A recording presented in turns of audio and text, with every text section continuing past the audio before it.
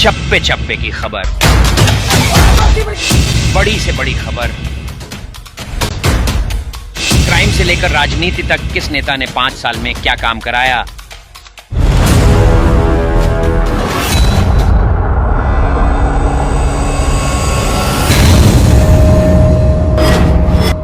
मिलेगी सबसे पहले हर खबर चेंजिंग फ्यूचर न्यूज पर, जो बदलेगा आपका फ्यूचर। बीते 13 फरवरी से किसानों का एक बड़ा समूह दिल्ली कूच करने की कोशिश कर रहा है।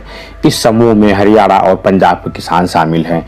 उधर सरकार और किसान 4 बार वार्ता भी कर चुके हैं, लेकिन अभी तक कोई हल नहीं निकल सका है। जब भी किसान दिल्ली पहुंचने की कोशिश करते हैं, पुलिस उन्हें बीच में रोक देती है। कई बार तो किसानों को रोकने के लिए पुलिस को आंसू गैस के गोले छोड़ने पड़े, यहाँ तक कि रबड़ की गोलियां भी चलानी पड़ी। किसानों का यह विरोध न्यूनतम समर्थन मूल्य यानी एमएसपी को लेकर है। किसान एमएसपी के साथ ही स्वामीनाथन आयोग की रिपोर्ट लागू करने, लखीमपुर खीरी हादसे पर सख्त कार्रवाई करने जैसी कई मांगों पर अड़े हैं। तो आइए सबसे पहले जानते हैं कि आखिर इन किसानों की मांगे क्या है। सभी 23 फसलों की न्यूनतम समर्थन मूल्य पर खरीद की गारंटी, सभी फसलों का भाव स्वामीनाथन आयोग के अनुसार लागत से 50% अधिक दिया जाए, किसानों पर चढ़े कर्ज को माफ किया जाए, किसानों के लिए 10,000 रुपए प्रति महीने पेंशन की व्यवस्था लागू की जाए, बिजली संशोधन बिल 2022 को रद्द किया जाए, लखीमपुर खीरी में घायल हुए किसानों को उचित मुआवजा मिले, परिवार में किसी एक को नौकरी दी जाए, लखीमपुर खीरी कांड के आरोपियों को सजा मिले, कृषि कानून विरोधी प्रदर्शनों में जिन किसानों पर केस दर्ज हुआ है उन्हें रद्द किया जाए, उन प्रदर्शन में मृत किसानों के परिजन को उचित मुआवजा दिया जाए।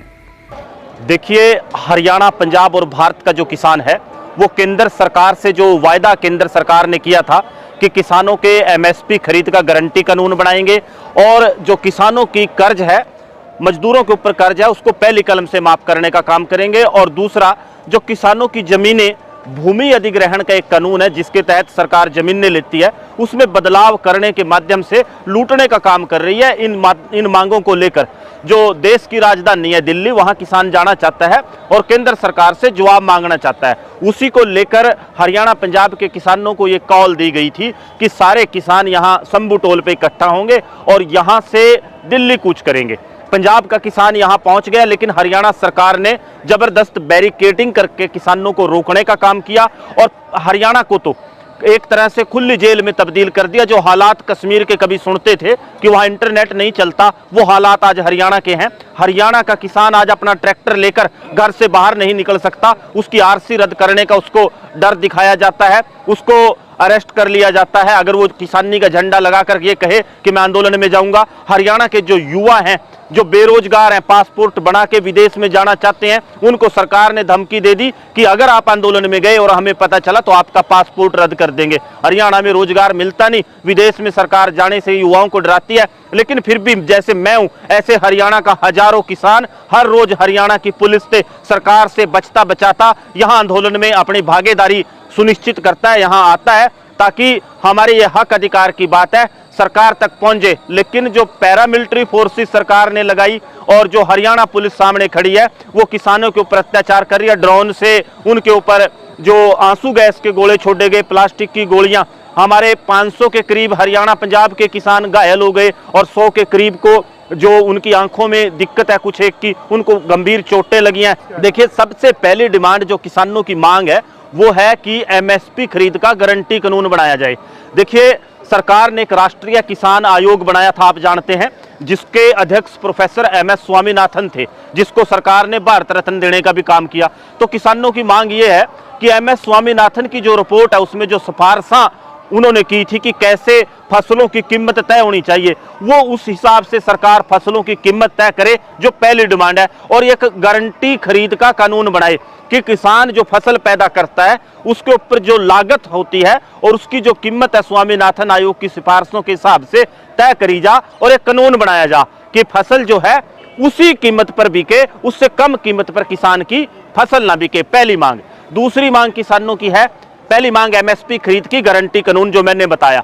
दूसरी मांग किसानों की है कि क्योंकि हमें किसानों को जो फसलों के दाम है वो जो एमएसपी खरीद के गारंटी कानून होना चाहिए था, जो कीमत तय होनी चाहिए थी स्वामीनाथन आयोग की सिफारिशों के हिसाब से, उस तरीके से हमें कीमत नहीं मिली। किसान घाटे में चले गए, कर्जई हो गए, और जो किसानों के ऊपर कर्जा है उसको सरकार माफ कर दे। जैसे पूंजीपतियों का 14.5 लाख करोड़ रुपया बट्टे खाते में डाल के माफ कराया, इसी तरह किसान का जो कर्जा है, मजदूर का है, उसको भी एक बार सरकार पूर्ण कर्जी से मुक्त कर दे। तीसरी जो मुख्य डिमांड है, मुख्य मांग है सरकार से, वो है किसानों की कि जो जमीन सरकार लेती है किसानों से, जिसे भूमि अधिग्रहण भी बोलते हैं, कि उस कानून में बदलाव करे। देखिए, किसानों का हमारा ये मानना है कि मलकियत के दो पैमाने होते हैं, कि कोई किसी जायदाद का, जमीन का मालिक है, वो कैसे तय होता है, कैसे पता चलता है? वो पता चलता है कि उसको बेचूं या ना बेचूं, ये मेरी मर्जी किसान की। अगर मैं बेचूं भी, सरकार कहा भी मान्य जरूरत है उसकी, तो कम से कम कीमत तो हमारी मर्जी की तय होनी चाहिए। जो भूमि अधिग्रहण कानून है उसमें ना तो किसान की मर्जी से कीमत तय होती है, और ना ही किसान की मर्जी जानी चाहती है कि वो जमीन लेना चाहता है नहीं। इन मांगों को लेकर तीसरी मांग कि देखो, कानून का शासन है देश में। लक्ष्मीपुर खीरी में सारे देश ने देखा, सरेआम किसानों के ऊपर जो प्रदर्शन शांति से कर रहे थे, उनके ऊपर जीप चढ़ा के उनकी हत्या करने का काम किया। वो टैनी मिश्रा आज भी सरकार में भागीदार है, हिस्सेदार है, कि कहीं ना कहीं इंसाफ सरकार दे कानून के शासन के हिसाब से। जो कानून कहता है किसानों को, जो लक्ष्मीपुर का इंसाफ है। ऐसे किसानों की पराली कानून को लेकर मांग है हरियाणा में, जो पराली जलाने के मुकदमे दर्ज होते हैं। और दूसरी मांग जो किसानों के बिजली कानून है, उसमें संशोधन की मांग है। ऐसे अनेक मांगे हैं, मुख्य रूप से 3 मांगे। पहली मैंने बताई, एमएसपी खरीद का गारंटी कानून सरकार बनावा, कि जो स्वामीनाथन आयोग की सिफारिशें उससे कीमत तय, उससे कम कीमत पे फसल न बिके। दूसरा, कर्जा मुक्त किया जाए किसान को और मजदूर को, उनका कर्जा माफ करे। और तीसरी मांग जो किसानों की है कि सरकारी जमीनों की लूट, जो हमारी जमीनों को लूटती है सरकार, उससे हमें मुक्ति दी जाए, उस कानून में बदलाव किया जाए। जब 2020 और 21 में आंदोलन हुआ था, किसान आंदोलन, उसमें मोदी जी ने जो हमारी डिमांड्स है वो मानी थी, वो अभी तक उनको लागू नहीं किया गया, उनको माना नहीं गया। कमेटी बनाई थी लेकिन उनको लागू नहीं किया गया। उन मांगों को दोबारा से हम उनको याद दिलाने आए हैं, एमएसपी विशेषकर तौर पर उन मांगों को हम दोबारा उनसे याद कराने आए हैं। तो आप पिछले साल भी प्रोटेस्ट में आए थे? हाँ, 2020 और 21 में हुआ था जी। 28 साल हमने देखो प्रतीक्षा की है, मोदी जी मान जाएं। उनसे कई बार, कई दौर की वार्ता भी हुई इसी विषय को लेकर। उन्होंने एक कमेटी गठित की थी, लेकिन वो कमेटी कुछ कर नहीं पाई। और हमें दोबारा, किसान नहीं चाहता कि ऐसा प्रोटेस्ट हो, कोई परेशान हो, या हम परेशान हो, या हमारा किसान भाई को शहीद हो। देखो, इतना बड़ा प्रोटेस्ट होता है, इसके अंदर बहुत ज़्यादा इन्वेस्टमेंट भी होता है।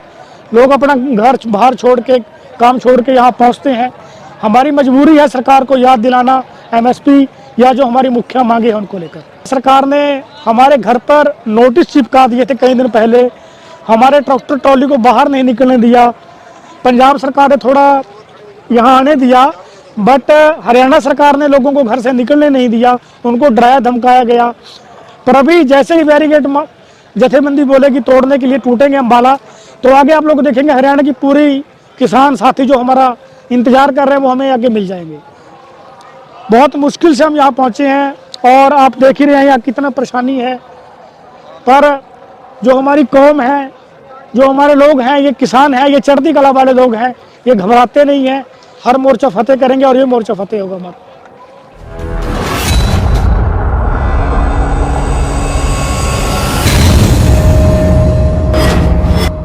मिलेगी सबसे पहले हर खबर चेंजिंग फ्यूचर न्यूज पर, जो बदलेगा आपका फ्यूचर।